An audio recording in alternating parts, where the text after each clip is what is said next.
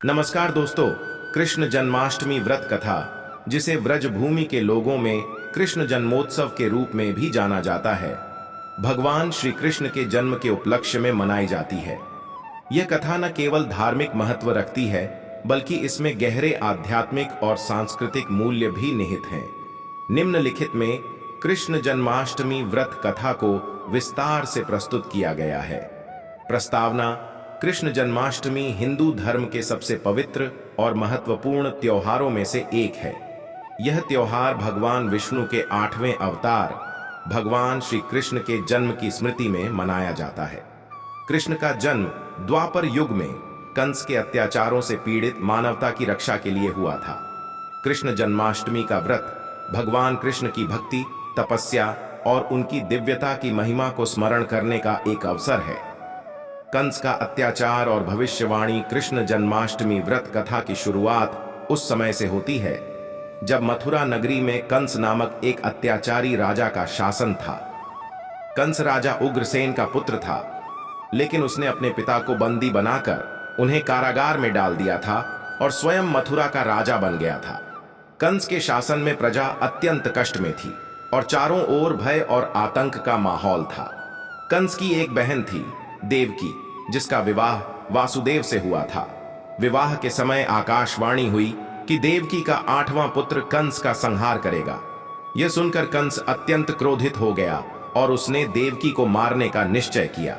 लेकिन वासुदेव ने कंस से विनती की कि वह देवकी को न मारे और वचन दिया कि वह हर संतान को उसके हवाले कर देंगे। कंस ने यह शर्त मान ली, लेकिन उसने देवकी और वासुदेव को कारागार में डाल दिया ताकि उनके संतान का जन्म होते ही उसे मार सके। पहले 7 पुत्रों की हत्या। कंस ने अपनी बहन देवकी के सभी नवजात शिशुओं को बेरहमी से मार दिया। जैसे ही देवकी के बच्चे जन्म लेते, कंस उन्हें निर्दयता से मार डालता।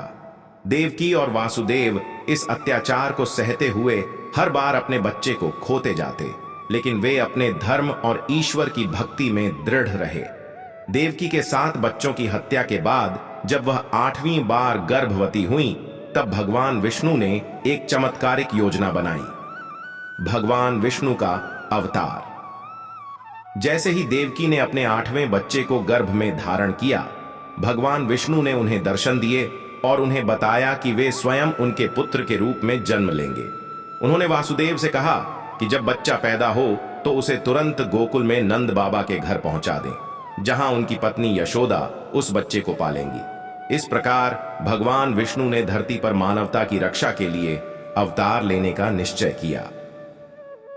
कृष्ण का जन्म। भाद्रपद माह की अष्टमी तिथि को आधी रात के समय, जब चारों ओर घनघोर अंधेरा और तूफान का माहौल था, तब भगवान श्री कृष्ण का जन्म हुआ। उनके जन्म के साथ ही कारागार की सभी जंजीरें टूट गईं।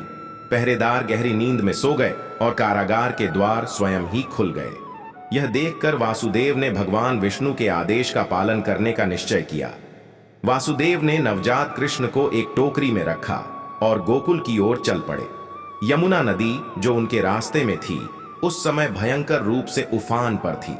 लेकिन जैसे ही वासुदेव ने नदी में कदम रखा, यमुना नदी ने अपने जल को विभाजित कर दिया और वासुदेव को सुरक्षित पार जाने का मार्ग दिया। इस प्रकार भगवान विष्णु की माया ने कृष्ण के लिए सारे रास्ते खोल दिए। वासुदेव गोकुल पहुंचे और नवजात कृष्ण को यशोदा के पास छोड़कर उनकी नवजात बेटी को लेकर वापस मथुरा लौट आए। वासुदेव ने उस बच्ची को कंस के हवाले कर दिया। जब कंस ने उस बच्ची को मारने का प्रयास किया, तो वह बच्ची देवी योगमाया के रूप में आकाश में उड़ गई और कंस को चेतावनी दी कि उसका वध करने वाला बच्चा सुरक्षित गोकुल में है। कृष्ण की बाल लीलाएं। कृष्ण के जन्म के बाद गोकुल में उनकी बाल लीलाओं का समय शुरू हुआ। यशोदा और नंद के घर में कृष्ण बड़े होने लगे और उनकी शरारतें गोकुल वासियों के लिए आनंद का स्रोत बन गईं। कृष्ण की बाल लीलाओं में माखन चुराना, ग्वाल बालों के साथ खेलना और राक्षसों का संहार करना प्रमुख थे। उन्होंने अपने बाल्यकाल में ही कई दुष्टों का संहार किया, जैसे पूतना, शकटासुर और कालिया नाग। कृष्ण की ये लीलाएं केवल शरारत नहीं थीं, बल्कि उनमें गहरे आध्यात्मिक अर्थ थे। वे अपने कार्यों के माध्यम से यह संदेश देते थे कि बुराई का अंत निश्चित है और धर्म की विजय होती है। कृष्ण ने अपनी लीलाओं से गोकुलवासियों का दिल जीत लिया और वे धीरे धीरे सबके प्रिय बन गए। व्रत की महिमा और विधि। कृष्ण जन्माष्टमी का व्रत हिंदू धर्म में अत्यंत महत्वपूर्ण माना जाता है। इस दिन भक्तगण व्रत रखते हैं और उपवास के साथ साथ भगवान कृष्ण की पूजा करते हैं। व्रत का आरंभ प्रातः काल से होता है और यह रात्रि के 12 बजे, जब भगवान कृष्ण का जन्म हुआ था, तब उनका अभिषेक और पूजा करके संपन्न होता है। व्रत रखने वाले भक्त फलाहार करते हैं और निराहार रहकर भगवान कृष्ण की आराधना करते हैं। रात्रि के 12 बजे भगवान कृष्ण के जन्म के समय उन्हें पंचामृत से स्नान कराकर नए वस्त्र पहनाए जाते हैं और झूला झुलाया जाता है। भक्तगण भजन कीर्तन करते हैं और भगवान के जन्म का उत्सव मनाते हैं। इस दिन विशेषकर गोकुल और मथुरा में कृष्ण जन्माष्टमी का पर्व बड़े धूमधाम से मनाया जाता है। कृष्ण जन्माष्टमी की आध्यात्मिकता। कृष्ण जन्माष्टमी व्रत का उद्देश्य केवल उपवास करना नहीं है, बल्कि भगवान कृष्ण के जीवन और उनके उपदेशों को स्मरण करके अपने जीवन में धर्म और सत्य को आत्मसात करना है। भगवान कृष्ण का जीवन एक आदर्श जीवन है, जिसमें उन्होंने धर्म, सत्य और कर्मयोग का महत्व बताया है। कृष्ण जन्माष्टमी का व्रत हमें सिखाता है कि भौतिक जीवन के साथ साथ आध्यात्मिक जीवन को भी महत्व देना चाहिए। यह व्रत भक्तों को उनकी आंतरिक शक्ति को पहचानने और उसे जागृत करने में सहायक होता है। व्रत के माध्यम से हम अपने मन को नियंत्रण में रखते हैं और भगवान के प्रति अपनी भक्ति को प्रगाढ़ करते हैं। कृष्ण का संदेश। भगवान कृष्ण ने गीता में कहा है, यदा यदा ही धर्मस्य ग्लानिर्भवति भारत अभ्युत्थानमधर्मस्य तदात्मानं सृजाम्यहम्। अर्थात जब जब धर्म की हानि होती है और अधर्म की वृद्धि होती है, तब तब मैं अपने भक्तों की रक्षा के लिए अवतार लेता हूं। कृष्ण जन्माष्टमी हमें यह याद दिलाती है कि जब जब संसार में अधर्म और अनीति बढ़ेगी, तब तब भगवान स्वयं या उनके दूत धरती पर अवतरित होंगे और धर्म की स्थापना करेंगे। कृष्ण का जीवन इस सत्य का प्रमाण है कि चाहे कितनी भी बड़ी विपत्ति क्यों न हो, धर्म की सदा विजय होती है। कृष्ण जन्माष्टमी का सामाजिक और सांस्कृतिक महत्व। कृष्ण जन्माष्टमी का पर्व केवल धार्मिक महत्व ही नहीं रखता, बल्कि इसका सामाजिक और सांस्कृतिक महत्व भी है।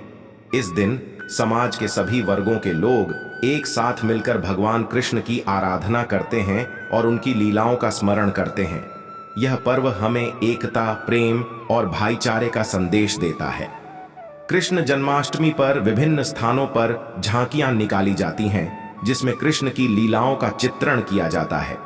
इस दिन विशेषकर बच्चों और युवाओं में अत्यधिक उत्साह होता है, जो विभिन्न प्रतियोगिताओं और खेलों में भाग लेते हैं। इस प्रकार कृष्ण जन्माष्टमी हमारे समाज में उत्सव, संस्कृति और धार्मिकता के प्रति प्रेम को प्रकट करती है। अगर आपको ये कहानी अच्छी लगी हो तो चैनल को सब्सक्राइब करें, लाइक करें और कमेंट करें।